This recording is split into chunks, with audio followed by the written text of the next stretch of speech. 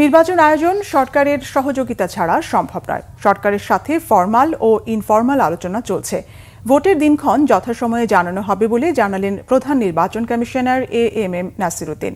শনিবার সকালে আগারগাঁও নির্বাচনী প্রশিক্ষণ ভবনে নির্বাচনী আইন ও বিধি সংক্রান্ত দিনব্যাপী প্রশিক্ষণের উদ্বোধন শেষে সাংবাদিকদের প্রশ্নের জবাবে এসব বলেন সিএসি।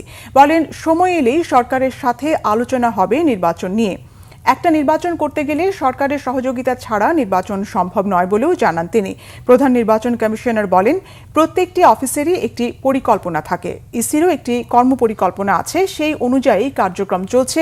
প্রয়োজনে কর্মপরিকল্পনা পরিবর্তনও করা হবে।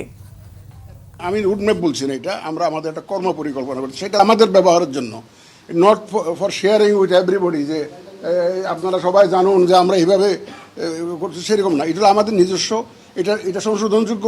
আর যদি বলেন যে সরকারের সাথে যোগাযোগ হয়েছে কিনা, সরকারের একটা ইলেকশন করতে গেলে যতই আপনি স্বাধীন বলেন না কেন ইসিকে, সরকার ছাড়া নির্বাচন করা সম্ভব, কারণ সরকারের সহযোগিতা নিয়েই তো আমাকে নির্বাচনটা করতে হবে।